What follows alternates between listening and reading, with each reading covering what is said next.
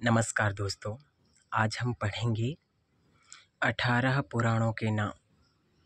जो 18 महापुराण हैं उनके नाम एक श्लोक के माध्यम से पढ़ेंगे और उसी के बीच में उनका क्रम भी जानेंगे, ताकि परीक्षाओं में बहुत बार क्रम पूछ लेता है पुराणों का, और कभी कभी ये भी पूछ लेता है कि माँ से दो कोई पुराण बताओ, ऐसे पूछ लेता है।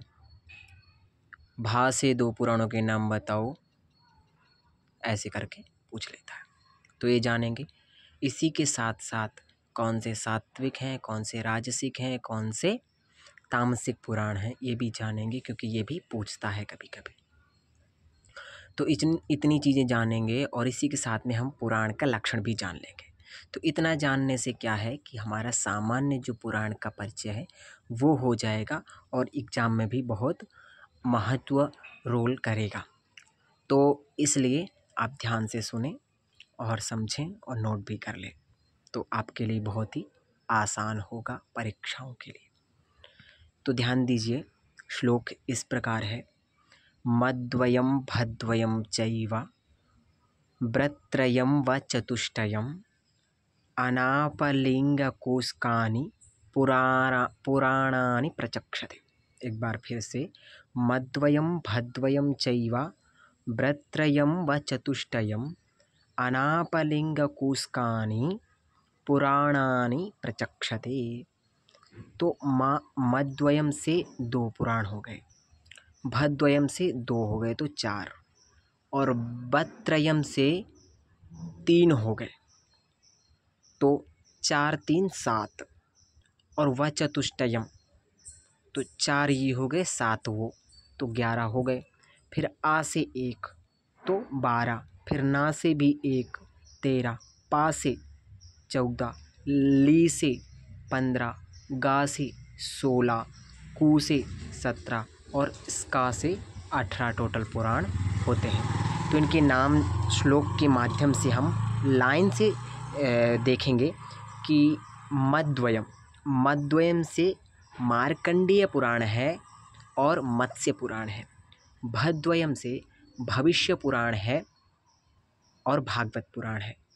व्रत्रयम से ब्रह्मांड पुराण है, ब्रह्म पुराण है, ब्रह्म वैवर्त पुराण है।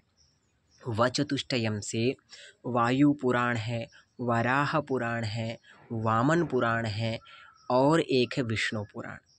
आ से अग्नि पुराण है, ना से नारद पुराण है, पा से पद्म पुराण है, ली से लिंग पुराण है, गा से गरुण पुराण है, कू से कूर्म पुराण है और स्का से स्कंध पुराण है।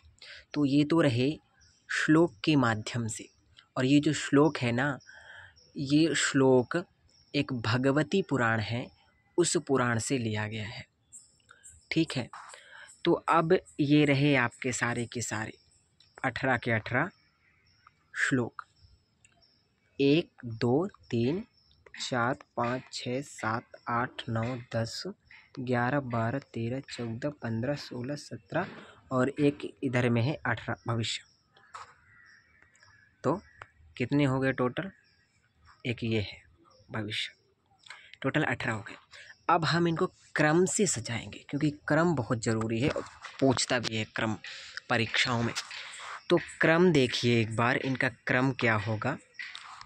तो पहले नंबर पर ब्रह्म आएगा, फिर पद्म आएगा, फिर विष्णु, विष्णु के बाद में वायु, फिर भागवत, फिर नारद, नारद के बाद मार्कंडेय, अग्नि, अग्नि के बाद में कौन सा आएगा? तो अग्नि के बाद में भविष्य आएगा, फिर ब्रह्म वैवर्त आएगा, फिर लिंग आएगा, फिर वराह आएगा, फिर स्कंद आएगा, फिर वामन आएगा, फिर कूर्म आएगा, फिर मत्स्य आएगा, फिर गरुण आएगा और फिर ब्रह्मांड आएगा। तो इसको एक बार वीडियो को पॉज करके बारी बारी से देख करके किसके बाद कौन सा आएगा आप लिख लीजिए एक बार इनको क्रम से। फिर से बता दूं कौन कौन से: ब्रह्म पुराण, पद्म, विष्णु, वायु, भागवत, नारद, मार्कंडेय, अग्नि, भविष्य, फिर ब्रह्म वैवर्त्व, फिर लिंग, फिर स्कंध, लिंग के बाद वराह, वराह के बाद स्कंद, फिर वामन, और वामन के बाद में आएगा तुम्हारा कूर्म, कूर्म के बाद में आएगा मत्स्य, फिर मत्स्य के बाद में कौन सा आएगा तो गरुण, और गरुण के बाद ब्रह्मांड आएगा। तो ये इनका क्रम है। ठीक है। अब मत्स्य, इनमें से कौन सा पुराण सात्विक है और कौन सा राजसिक है, कौन सा तामसिक है? तो देखिए, राजसिक की बात करें तो ब्रह्मवैवर्त भी राजसिक है। सात्विक से बात करते हैं पहले, या फिर तामसिक से। तामसिक पहले। तो देखिए, तामसिक में कौन कौन सा आएगा? स्कंद आएगा, ठीक है, तुम्हारा कूर्म भी आएगा, मत्स्य आएगा, ठीक है,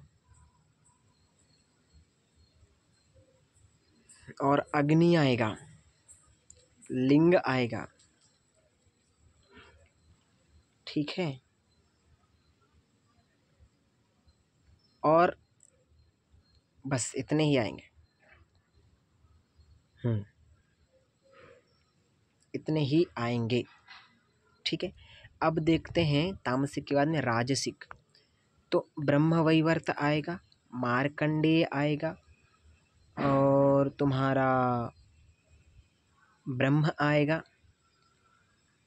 ठीक है, और ब्रह्मांड आएगा, भविष्य आएगा, वराह तो नहीं आएगा, वामन आएगा, और गरुण आएगा। गरुण भी नहीं आएगा, ठीक है, इतने आएंगे। फिर है सात्विक। तो विष्णु, पद्म, ब्रह्मा, ब्रह्म नहीं आएगा, विष्णु, पद्मा, फिर वायु, भागवत, नारद, फिर वराह और गरुण, बस इतने आएंगे। वामन ये राजसिक में आएगा, वामन जो है, ठीक है। तो ये हो गए तामसिक, सात्विक और राजसिक पुराण, ठीक है। अब पंच लक्षण जान लेते हैं तो लगभग हमारा पुराण का जो ये विषय है ये काफ़ी हद तक कंट्रोल हो जाएगा, क्योंकि पुराणों में यही ज़्यादा पहुंचता है। अध्यायों की रही बात, श्लोकों की रही बात, कितने श्लोक हैं, कितने अध्याय हैं, तो वो भी कर लें याद, क्योंकि वो भी कभी कभी वो भी पूछता है, और इनके अंदर में क्या क्या है मेन चीज़ें वो भी पूछ लेता है। इतना करेंगे तो सारा का सारा पुराण तुम्हारा कवर हो जाएगा।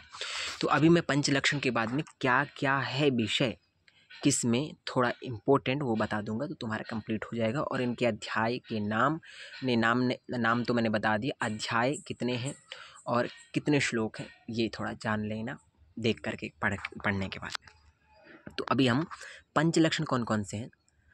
सर्गश्चा प्रतिसर्गश्चा वंशमनुवन्तराणि च वंशानुचरितं चैव पुराणानि पंचलक्षणम। तो सर्गश्च 1, प्रतिसर्ग 2, वंश 3, वंशानुचरित और मनवंतर, ये 5 हैं। तो सर्गश्च प्रतिसर्गश्च वंशमनुवन्तराणि च वंशानुचरितम, तो क्या है? वंश, मनवंतर, फिर वंश अनुचरित, वंशमनुचरित। तो क्या है? ये 5 हो गए, सर्ग, प्रतिसर्ग, मनवंतर, वंश मनवंतर, इसके बाद में आएगा मनवंतर, फिर वंशचरित। तो ये 5 लक्षण हैं, ठीक है। तो ये 5 लक्षण भी पूछ लेता है कभी कभी, क्रम से पूछ लेगा, या फिर इनमें से कौन सा पंच लक्षण में नहीं है ऐसा भी पूछ लेगा। तो ये याद रखेंगे तो आपको बहुत हेल्प होगी। अब हम देखते हैं कि किस में क्या है मुख्य विषय। तो देखिए, जो दुर्गा सप्तशती आपने सुना होगा, तो दुर्गा का महात्म्य जो वो किस में है? मार्कंडेय पुराण में है। और जो नारद जी है ना, नारद नहीं, अनुसुईया और अत्रि, इन दोनों का संवाद, जब ये बहुत प्यासी होती है, पानी वगैरह कहाँ कहाँ से लेकर के आते हैं, तो ये सब चीज़ का अनुसुईया और अत्रि जी का संवाद भी इसमें मार्कंडेय पुराण में प्राप्त होता है। फिर पूछेगा तुमसे कि यमनचिकेता का संवाद या यमनचिकेता की कथा वस्तु कहाँ है, तो वो वराह पुराण में है, ठीक है। फिर लिख के भी बता दे रहा हूँ। दुर्गा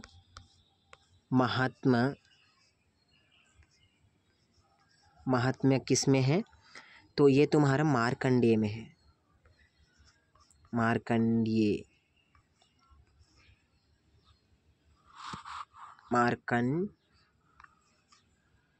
पुराण में, ठीक है।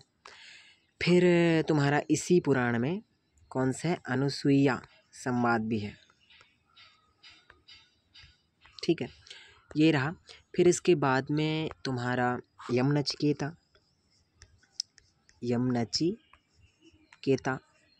कथा कहें तो ये वराह में, ठीक है। अब इसके बाद में मथुरा महात्म्य, ठीक है। तो मथुरा महात्म्य के बारे में बात करें, जो मथुरा नगरी है, मथुरा नगरी, उसके महत्व या विशेषता के बारे में बात करें तो ये कहाँ पर प्राप्त होगा? वराह पुराण में ही प्राप्त होगा। तो इतनी चीज़ें थोड़ा सा इनको ध्यान देने योग्य है। फिर एक चीज़ और है, और वो है 40 अध्यायों में एक राजा है, उसका नाम मैं भूल रहा हूँ। वो राजा जो संस्कार होते हैं, षोडश संस्कार या फिर कोई व्रत था, एकादशी व्रत को परिपालन करने के लिए उसने अपने बेटे की बलिदान कर दिया था अपने बेटे को, मगर एकादशी व्रत का नहीं तोड़ा था। तो वो उस राजा का नाम भूल रहा हूँ। उस राजा के बारे में भी शायद कूर्म पुराण में बताया गया है। तो इतनी चीज़ें याद रखें, और इससे ज़्यादा कुछ नहीं है। तो आज के लिए इतना ही, और अध्याय और श्लोक भी देख लें। तो आज पुराण हो गया, फिर कभी कुछ और विषय लेकर के आएंगे। तो आज के लिए धन्यवाद, इतना है।